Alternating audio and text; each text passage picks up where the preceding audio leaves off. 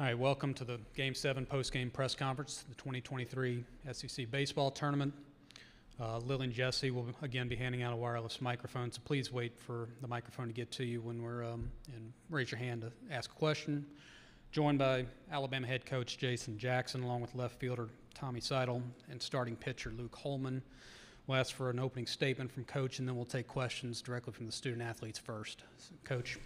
Yeah, I thought it was a really good ball game by two really good teams, and that's kind of what the postseason play is all about. That's what the SEC tournament's all about. That's what we all expect to see when we come here. And it's a tough loss. We took a lead into that last inning, and Alton's been great for us all year. You got to give them some credit. They had some great at bats, but I thought it was a really good college baseball game, and I thought our guys fought hard. I thought their guys fought hard, and at the end of the day, they got the big hit at the end.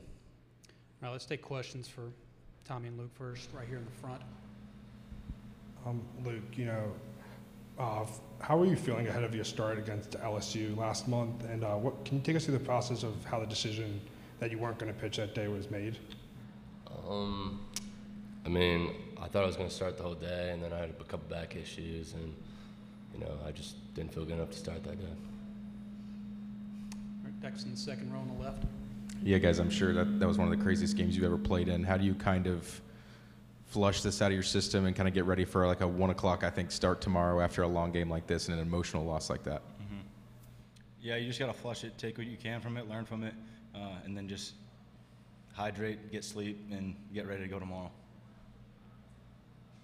Next question for the student athletes. Again, right here in the front row. Just how do you guys go from that? Can you just take us from the high of your double, and then when you watch that ball sail out, can you just take us from the highest of highs and maybe to the lowest of lows there?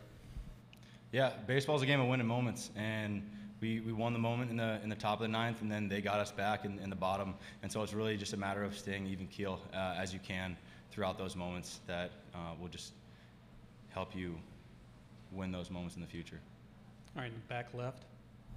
Tommy, when that ball's going over your head in center, just at what point do you know it's a home run, and what is that feeling like? And then, answer that one first. Sorry. Mm-hmm. Yeah, it's not a good feeling when you lose a game, especially on a walk-off home run.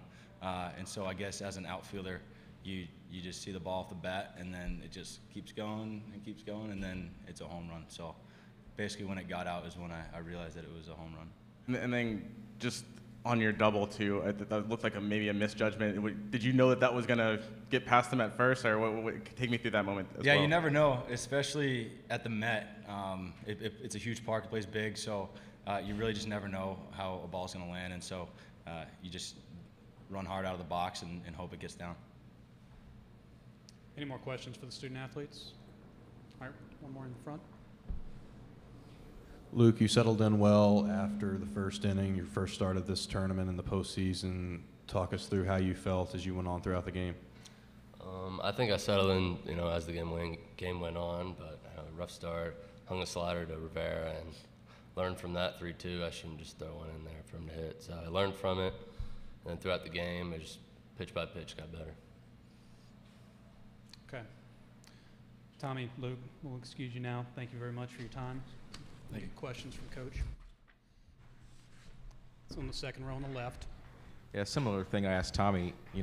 You scored those 3 runs in the 11th, and you're feeling great, and it looks like you're about to take down the top seed in a long game, and Moza does that, and then in the blink of an eye, it seems like now you're in the loser's bracket. Kind of like I asked him, how do you what was the impossible message of going in there and saying, hey, we got to play tomorrow and kind of keep this thing going the rest of the week?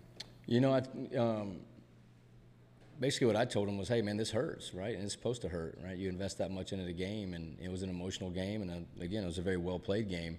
But this is supposed to hurt, right? That's a kick in the gut, and so it's okay to be pissed. You should be pissed. But we're going to go home, and we'll go back to the hotel, and we're going to eat, and we're going to be pissed off for a little while, and that's okay.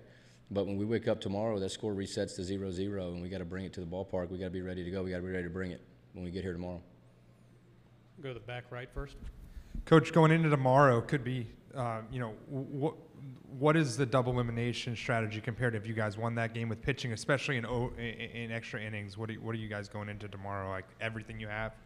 Yeah, we've still got several guys that haven't thrown yet. So we'll kind of take inventory of who's available and who's not, and who feels good tonight. Tomorrow when we get here, and Alton won't be available tomorrow. I mean, I would say he's not going to pitch tomorrow.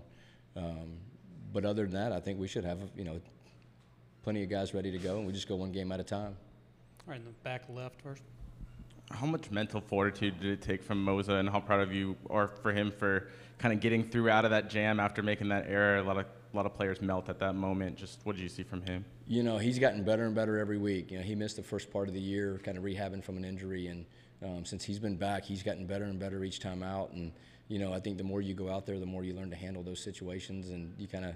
He's kind of been there, done that now, and but been really happy with his development and progress over the last 3 or 4 weeks, and he's become a guy that we really count on, along with some of those other guys out of the pen. So big outing from him tonight for sure. The second row right here. Yeah, is the plan for Garrett to go tomorrow on the mound to start the game? Yeah, that's the plan. Yeah. Okay, any more? One more here on the left. Coach, what goes into the decision to leave Moza in to start the bottom of the 11th instead of going into Alton to start the inning? Yeah, we talked about it, and even if it was a one-run lead, we were going to leave him in to face Langford. Langford's got pretty big splits. He's done well against lefties. AD threw 25 pitches the night before, so we wanted to keep his outing as short as we possibly could. So we were trying to try to steal an out right there. Not really stealing out. We thought it was the best matchup. And so that was the plan all along, whether it was a one-run lead or a 3-run lead, we were going to let him have Langford and then go to AD after that. So, All right, well, in the back right. I know it's fresh, but what's the prep for the rest of the night? Are you guys going to try to watch, see who loses? Or Auburn, obviously, that would be a big one tomorrow. Do you guys care? Or what are you guys looking at the rest of the night? Well, yeah, I mean, you have to figure out who you're going against, right? So you can kind of do some prep work and some scouting report. And, we played everybody during the year, so you have – some good reports. But, yeah, you want to know who you're playing and who they might pitch and who they have available. So I'm sure we'll stay up and watch this game. But get back to the hotel and get something to eat and, get cleaned up. And then, we'll probably watch that game until we're ready to go tomorrow. In the front row. Yeah, for most of the week, the two biggest crowds were Alabama and Auburn fans here. What would tomorrow, obviously there's been big Iron Bowls of baseball, but tomorrow in this, at the stadium for elimination, what would tomorrow kind of mean for that rivalry?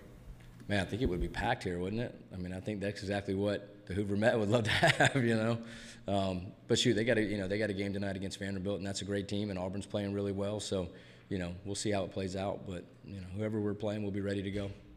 Take back two more. One in the back right.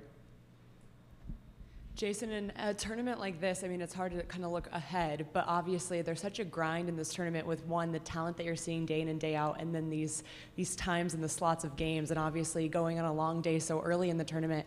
How do you prepare for what's ahead as well when obviously the next step is looking at the NCAA tournament, but also trying to make your way through here at the Met this week? Yeah, I mean, I think you just try to be smart about it, and, we try to go one game at a time right now, and we've got our pitching kind of lined up the way it's been, so we've got, the next couple days, if we can get through there, then we'll see who's available after that. But we should be good the next 2 days, and, we'll take it from there. But yeah, it is tough. I mean, every single day you come to the park, you're playing somebody that's probably ranked in the top 10 every time you come to the ballpark each day, so. But that's what this tournament's all about, that's why it's so great. Any more questions for Coach? If not, thank you, Coach, for your time. Thank you, guys.